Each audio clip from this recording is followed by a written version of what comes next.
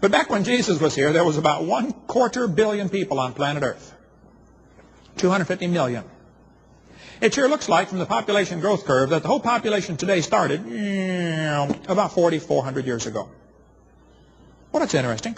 The Bible teaches God made everything about 6,000 years ago. 4,400 years ago, there was a big flood. 8 people survived, Noah's family. If you start with a population of 8 people, having kids and grandkids and great-grandkids, you can get yourself a population of 5 or 6 billion in a few thousand years. Now, if you believe in evolution, you got a problem. Because you think man's been here for 3 million years. Wow. In 3 million years, the population would have grown. Right now, there would be 150,000 people per square inch. That would be crowded. No, man's not been here for no 3 million years. God told Adam and Eve, be fruitful, multiply, and replenish the earth. Have lots of kids. Fill it up. Have a big family. But Satan wants to destroy God's plan. God formed the world to be inhabited, he told us in Isaiah 45. That's why he did it, inhabit it. See, the Lord told the devil in the Garden of Eden, you're going to crawl on your belly and eat dust all your life. And then he said, I will put enmity between thee and the woman, between thy seed and her seed. It shall bruise thy head.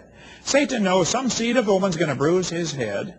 And so he's been trying desperately through all of humanity, history, trying to destroy every human being on the planet. He absolutely hates people. Remember when Herod wanted to kill baby Jesus in Bethlehem? What did he do? Slew all the children. Let's just be sure to get the right one. And Satan seems to want to kill all of humanity. And he's putting this idea into the heads of some of his followers that they need to reduce the population of the planet. We could talk for hours about that and get my CSE College Class 101 if you want a whole lot more on the New World Order plans on reducing the population. Coming soon.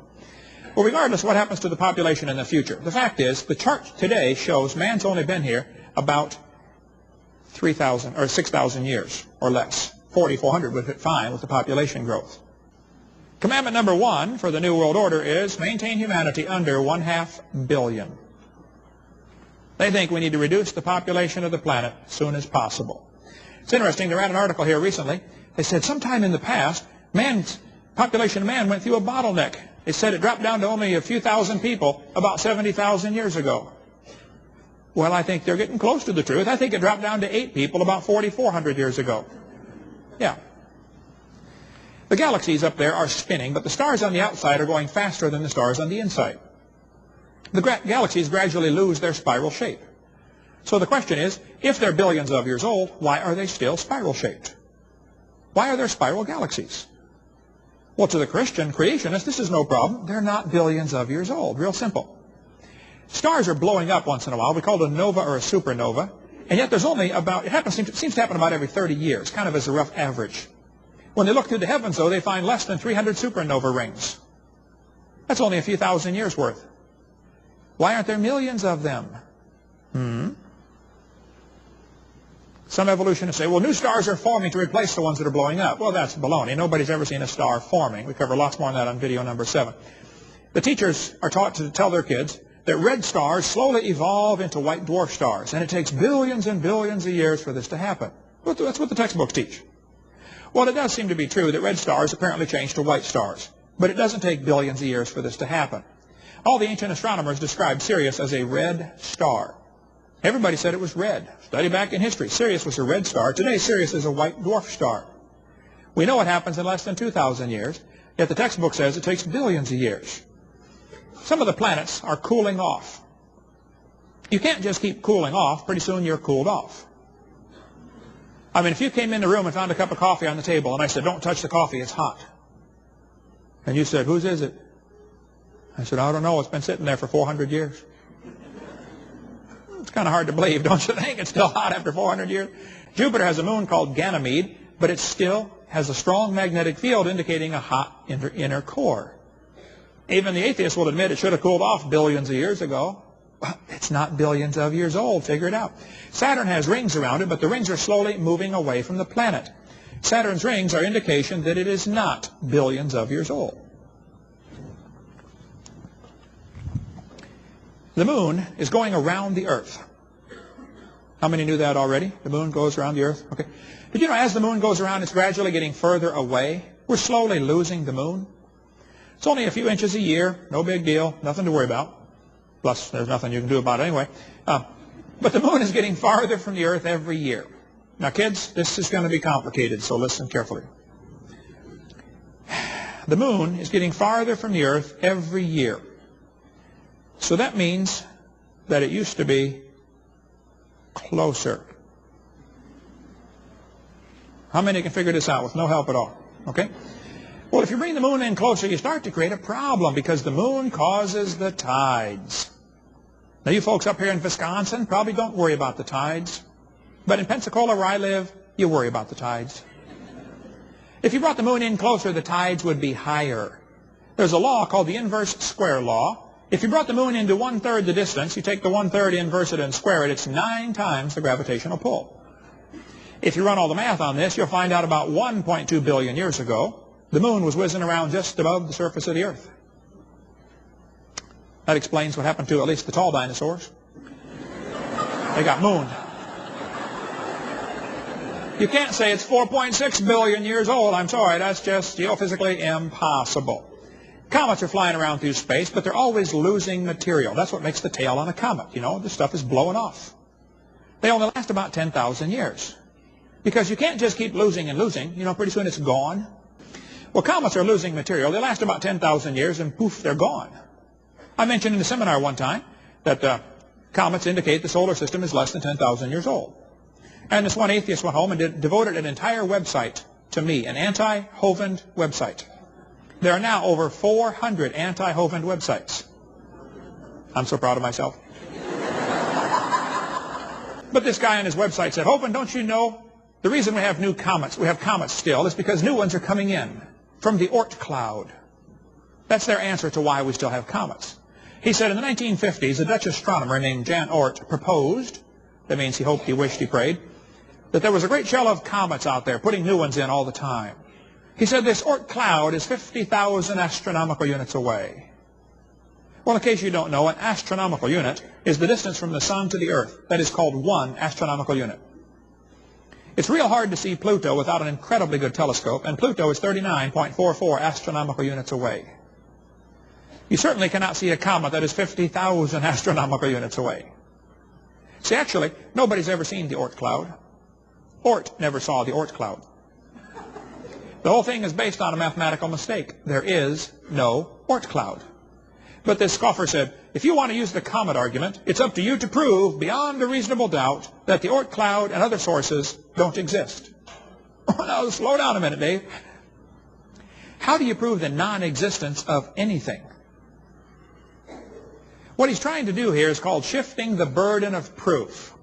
The liberals are really good at doing this on us, folks. It's so easy to shift the burden of proof. I'll show you how easy it is. Watch this. Suppose I said, watermelons are blue on the inside until you cut the skin. Prove I'm wrong. If all I have to do is make up a story and you got to prove it's wrong, I can keep you busy the rest of your life, can't I? And if all they got to do is make up a story about an Oort cloud and I got to prove it doesn't exist, I mean, come on, that's not how science works. You got to prove it does exist. What we know is we do have comets. We know they don't last long. We know the Bible says 6,000 years. I don't have a problem with the comets. But he's trying to make it look like I've got a problem with the comets. No, no, Dave, you got the problem with the comets. I don't have a problem at all. They fit fine with my theory. The Bible says the heavens declare the glory of God. Evolution theory has the sun and stars coming before the earth. The Bible has the earth coming before the sun and stars. Did you know absolutely everything about the evolution theory is backwards? I have Christians all the time say, don't you think God could have used evolution? Okay, no, God did not use evolution to get us here. We cover a whole lot more on that on video number 7 about the theistic evolution disposition. Everything's backwards. You know, the Bible has the earth before the sun. Evolution has sun before the earth. The Bible has oceans before land. Evolution has land before oceans. We can go on all day about the differences between these two theories. They are not compatible. Don't pretend that they are. They're not. They're incompatible. They're opposites. The psalmist said, when I consider thy heavens. Hey, kids, he says when, not if. You do yourself a favor to shut off that TV once in a while and go out and consider the heavens. But it's good to take time to consider what God has made. The psalmist said, while I was musing, The fire burned. The word muse means to think. Think. English is a very cool language. But you know, a theist is a person who believes in God. If you put the letter A in front of that word, it means the opposite of. So an atheist is a person who does not believe in God. Muse means to think. Amuse means to not think.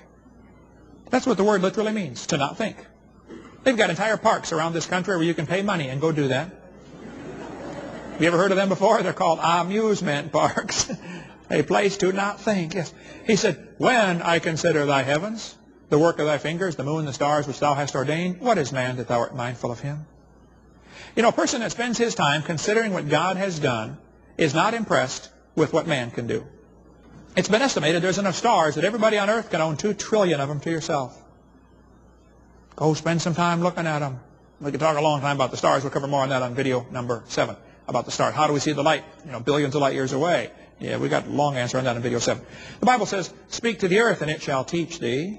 But you know, the earth is like a big magnet. Now, magnets always lose their strength. The Earth's magnet has lost 6% of its strength in the last 150 years. The magnet is getting weaker, which means it used to be stronger, which means the Earth can't be more than 25,000 years old, because the heat generated from the stronger magnetic field would have destroyed life on Earth. That also means carbon dating doesn't work. We'll cover lots more on carbon dating in question answer time video 7. Here's an example, though. The lower leg of a mammoth carbon dated 15,000 years old. The skin was 21,000 years old. Talk about a slow birth. One part of a mammoth was 29,000 years old, another part's 44,000. It just doesn't work, folks. We cover lots more on that on video 7. The textbooks will say, well, yes, the magnetic field's getting weaker because it's part of a pattern of reversals. The magnetic field is reversing. This is pure baloney. The magnetic field of the Earth is not reversing. There are stronger and weaker magnetism areas, but not reversed. Follow video 6 for that, but that's all part of a theory called Pangea. How many have ever heard of Pangea? They'll say, yes, boys and girls, millions of years ago, all the continents used to fit together. Oh, really? They don't tell the kids they shrank Africa nearly 40% to make them fit. They also don't tell them they took out all of Mexico and Central America. Hey, señor, ¿qué pasa? ¿Dónde está Mexico? Panama, Costa Rica, Guatemala. They also don't tell them what I think ought to be obvious to a kindergartner. If you take the water out of the oceans, you will notice there is dirt underneath.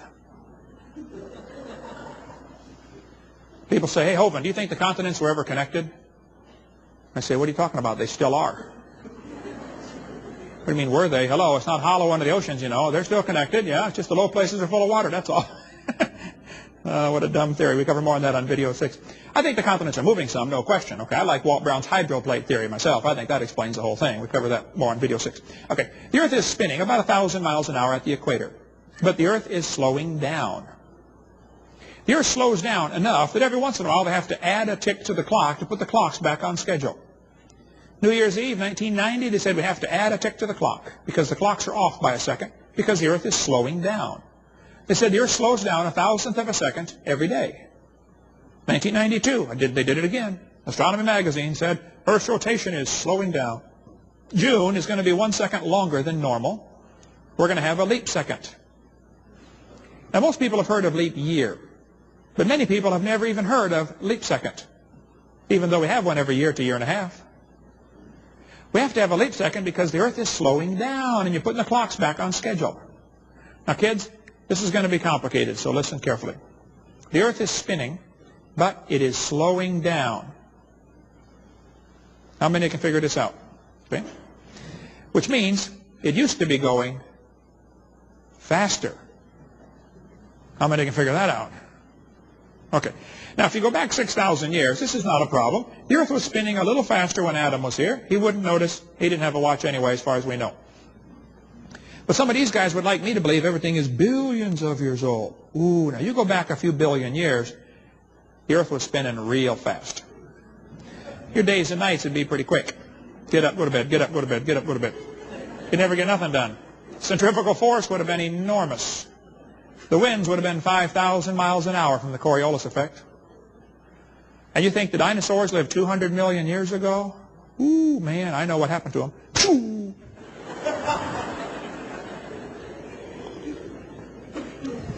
They got blown off. No, they did not live 200 million years ago.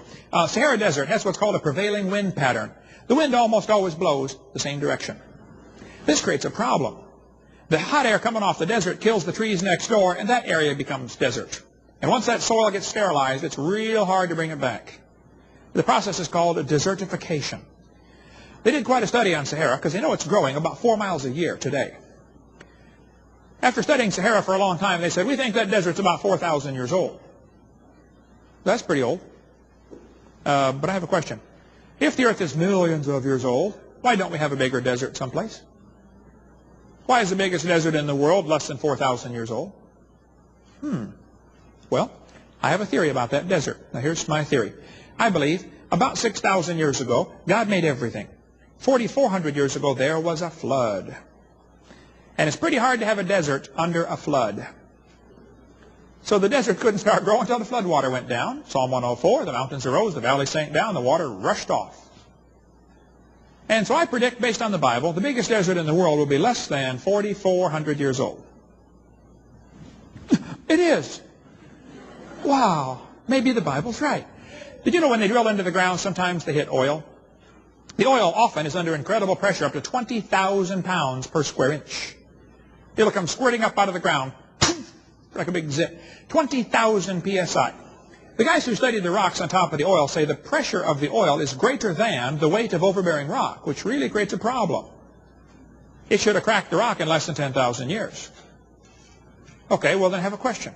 If the earth is millions of years old, why is the oil pressure down there still? And where'd the oil come from anyway? Well, nearly all scientists agree that oil comes from organisms that are squished. They're changed by heat and pressure into oil. Years ago, they learned how to make a barrel of oil in 20 minutes in the laboratory from a ton of garbage. They learned that 30 years ago. In Australia, they're taking sewage sludge and changing it to oil in 30 minutes. Sinclair has the dinosaur as their logo. They say the dinosaur has turned to oil. Yes, boys and girls, it mellowed for 80 million years. I don't think so. I have a theory about the oil. Now, here's my theory. I believe about 6,000 years ago, God made everything. 4,400 years ago, there was a flood. Now, in that flood, lots of critters and people drowned. They got buried by the gravel and the rocks and the mud and the sand. It got pretty heavy on top, and it squished them into oil. So the oil's down there from the people and animals that drowned in the flood. Which means, if you stop and think about that, you drove over here today on some of your ancestors. Next time you're at the gas station pumping them in there, you can say, bye, Grandpa. You should have listened to Noah. He told you it was going to rain. It did too, didn't it?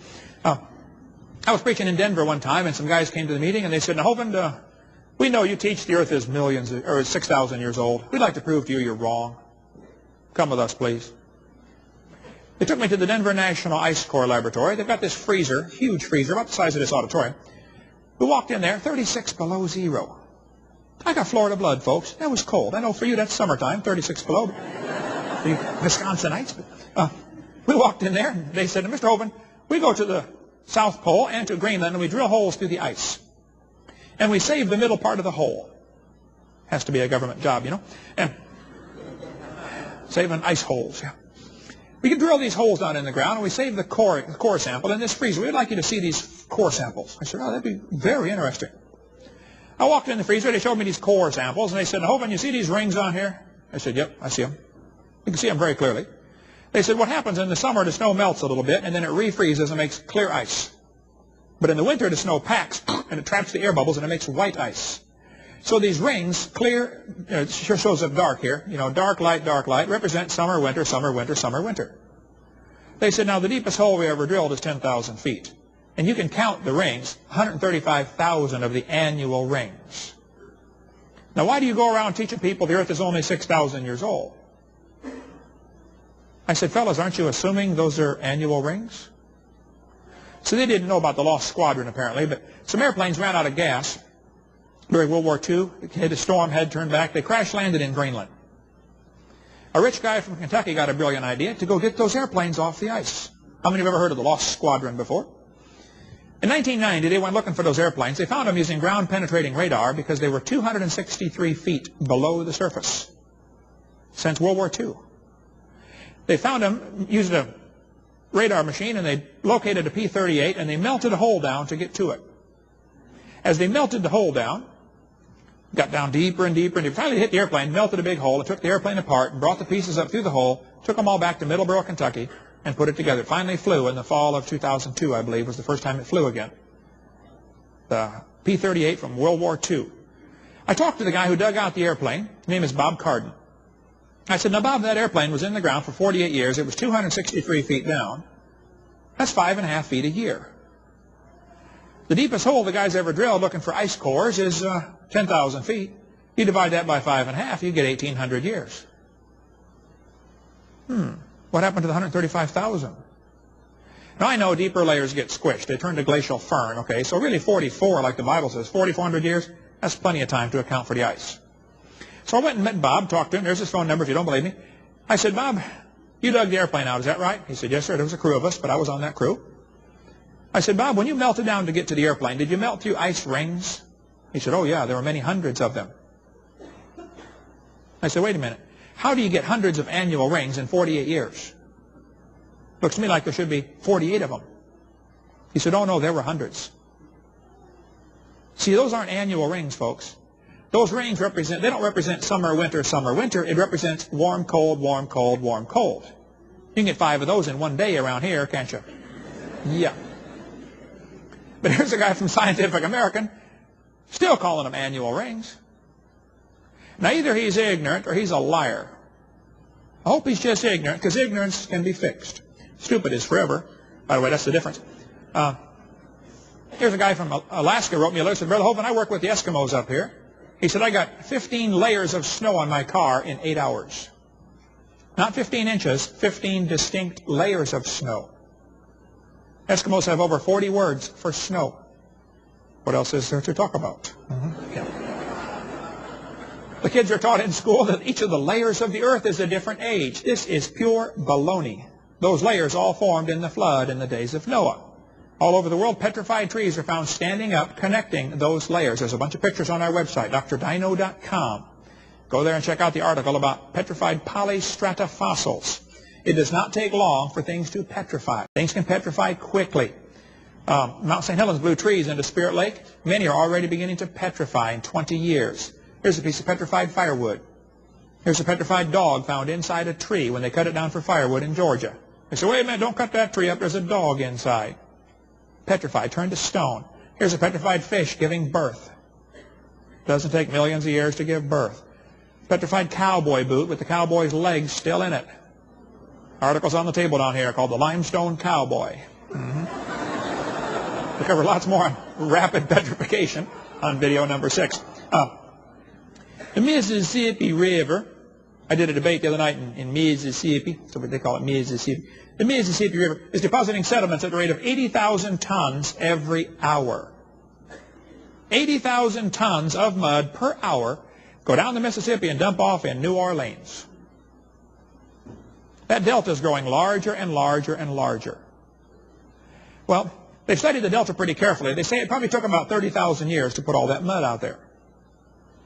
Okay, well then I have a question.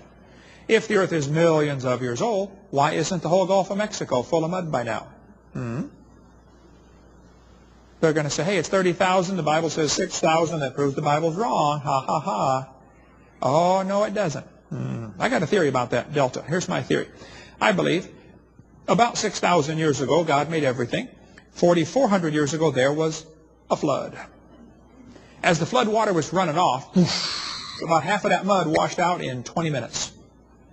So it looks like it took 30,000 years. They forgot the flood. A friend of mine from Louisiana said, Brother Hovind, I was working in the oil field before I pastored a church. And he said, I used to go out in the Gulf of Mexico and drill holes looking for oil. He said, we drilled through 14,000 feet of mud and hit trees 60 feet tall. The flood runoff formed most of the erosion out in the Gulf of Mexico. Here's a picture of the oldest tree in the world. The oldest tree in the world is a bristlecone pine. It's 4,300 years old, according to this textbook. Earth's oldest organism.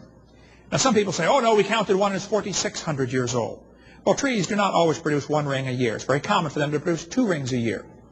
Okay, so tree ring dating is not an exact science. We cover that later on in seminar on the college class 101. Go into much more detail on that. But 4,300 years old, oldest living tree. That's interesting.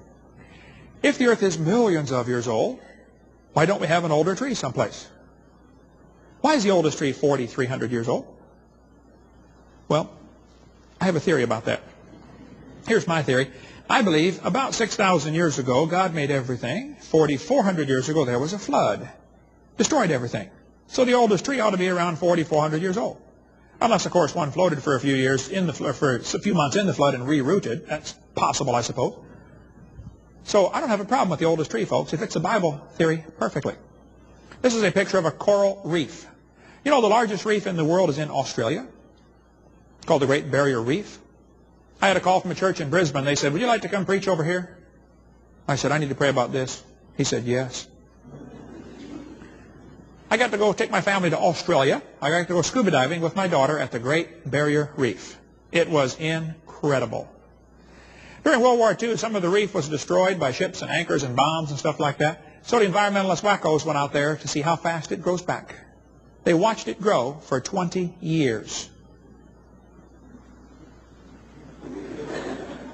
It was a government project. Based on a 20-year study of the Great Barrier Reef, they said it's less than 4,200 years old. That's interesting. But I have a question. If the earth is millions of years old, why don't we have a bigger reef someplace? Why is the biggest reef less than 4,200 years old? Well, I have a theory about that. I bet you know what it is, don't you? You can figure it out. Okay. Here's a picture of Niagara Falls.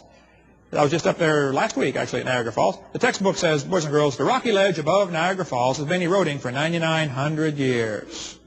How do they know that? Well, the water goes over the edge and it breaks off the rocks, and the waterfall is moving backwards. All waterfalls do this, okay? It's eroding backwards. Actually, the museum guide tells us it's eroding backwards 4.7 feet a year. It was until they diverted most of the water for hydroelectric power. Now they can actually shut off the falls if they want. Change the water to a new channel.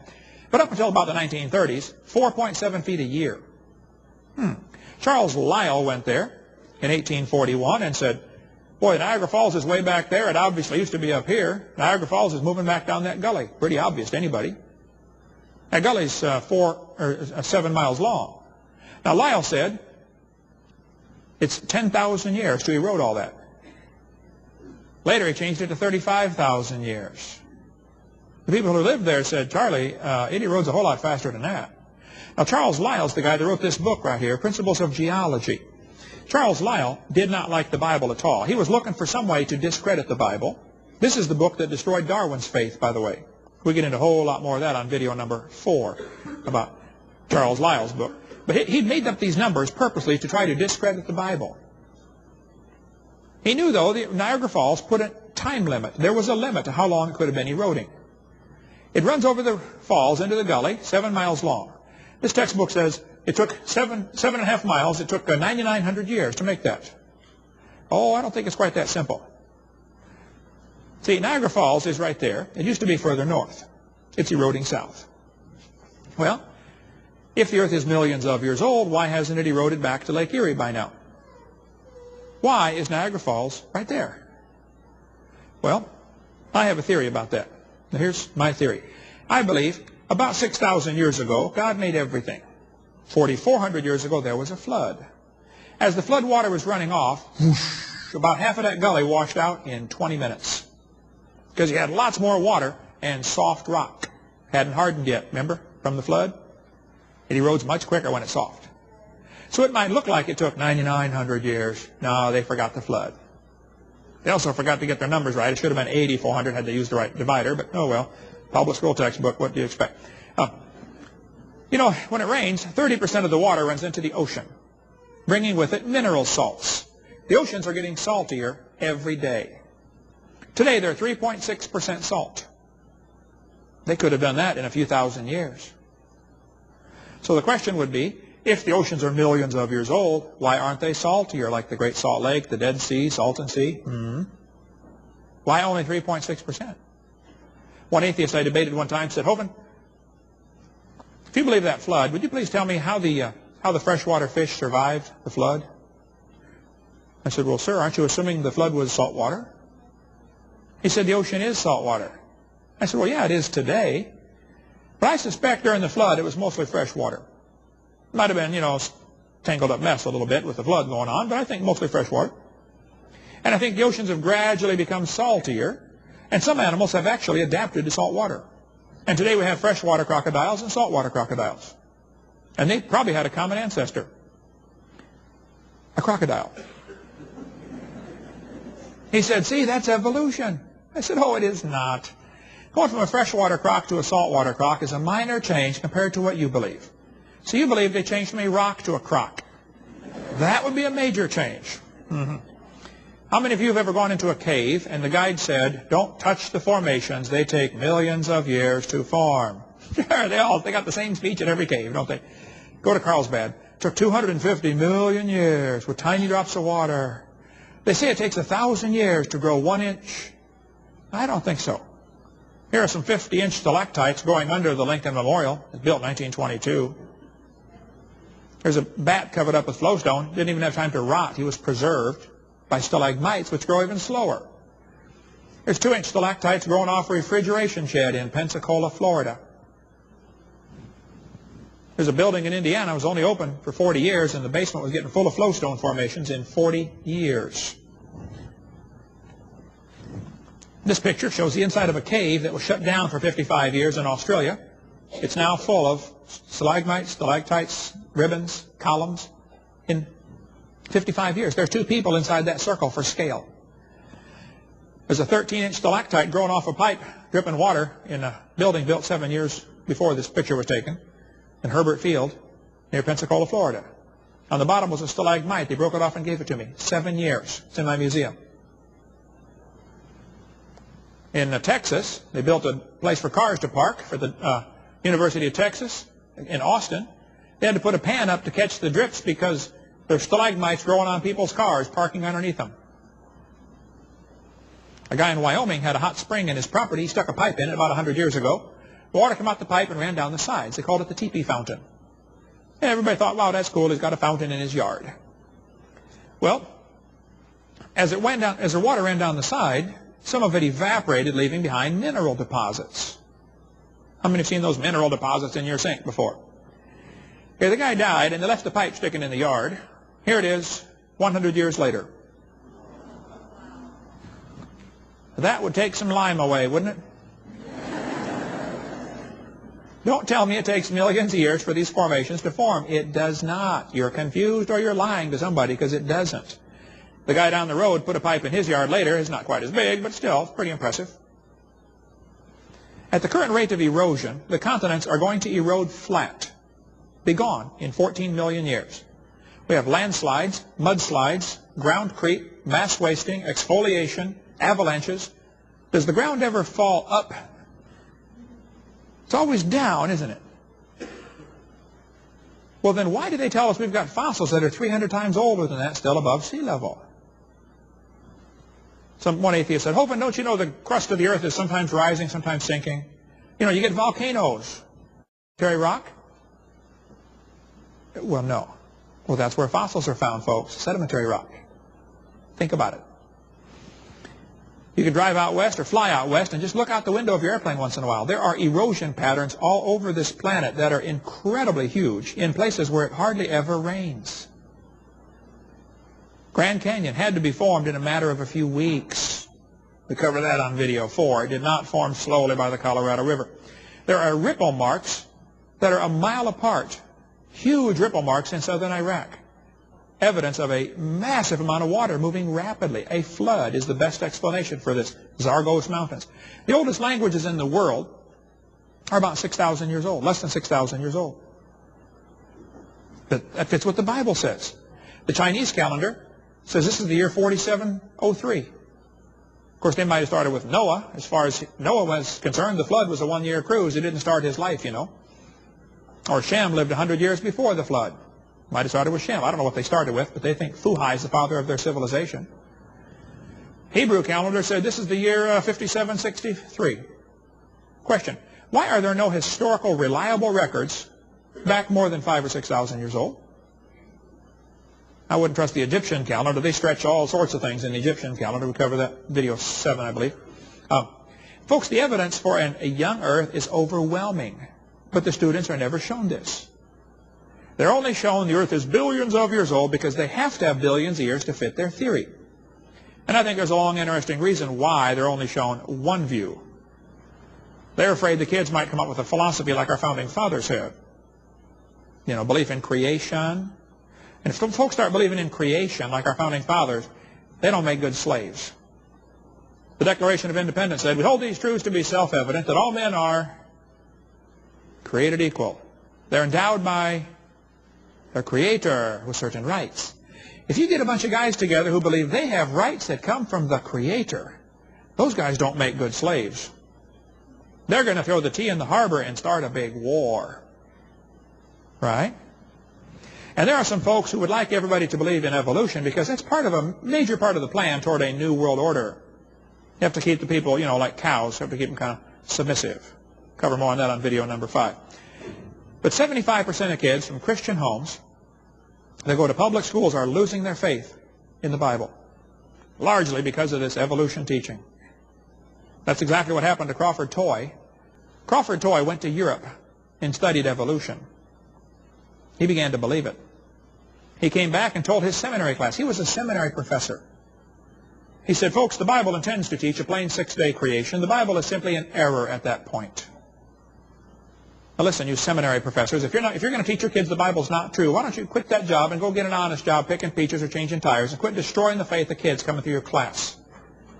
Yeah.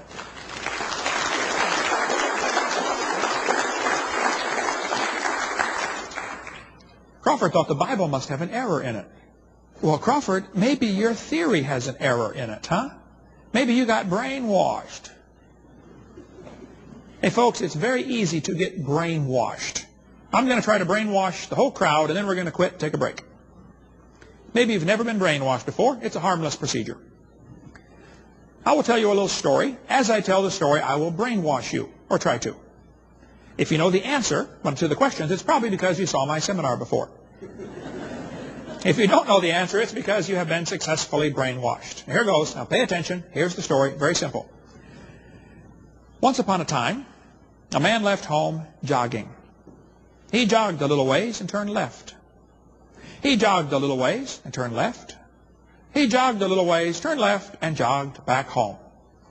As he was jogging home, he noticed 2 masked men were waiting for him at home. Who were the masked men? And why did he leave home jogging? If you know for sure, raise your hand. Well, there's a few of you. Okay. The rest of you, pay attention. Let's try it again. Once upon a time, a man left home jogging.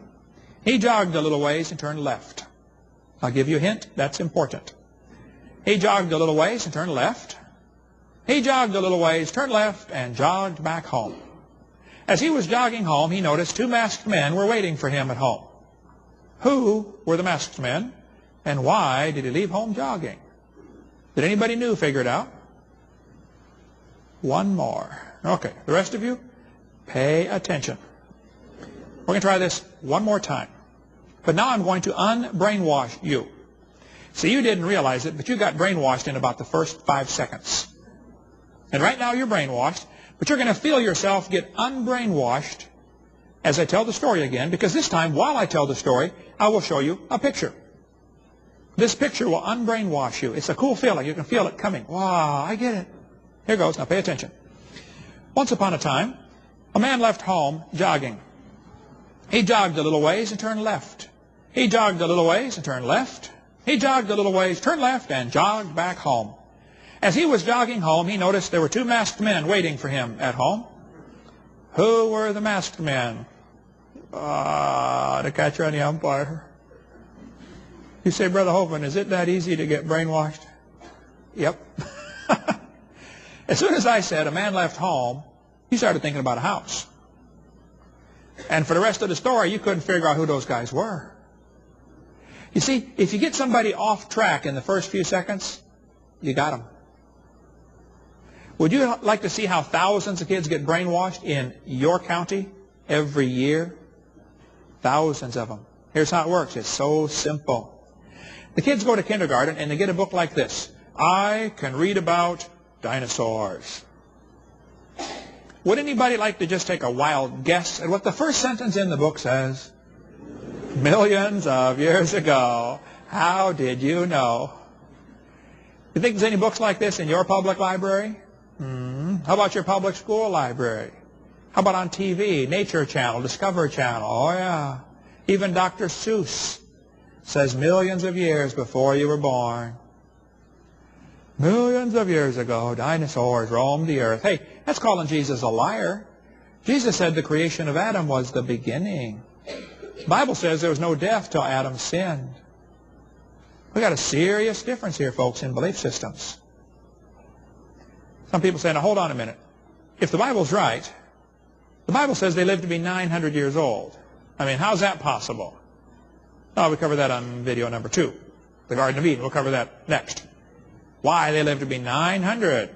And what about the dinosaurs? Where do they fit in? Well, we cover that on video number 3. Dinosaurs fit in just fine with the Bible view. They've always lived with man. But listen, kids, carefully. If some teacher gets up and says, okay, kid, you started like a slime and you slowly became a human. That's a philosophy that's going to destroy your faith. Don't believe that for a second. The Bible says, beware lest any man spoil you through philosophy and vain deceit, after the tradition of men and the rudiments of the world, and not after Christ. Hey, question. If a kid goes 12 or 16 years to school in your town, how will he view the world? Probably like it came here from evolution. The Bible says, in the beginning, God created. Now, if the Bible's right about the beginning, maybe it's right about the end. Maybe it's right when it says, if you don't have Jesus in your heart, you're going to hell. He that hath not the Son hath not life. The wrath of God abideth on him.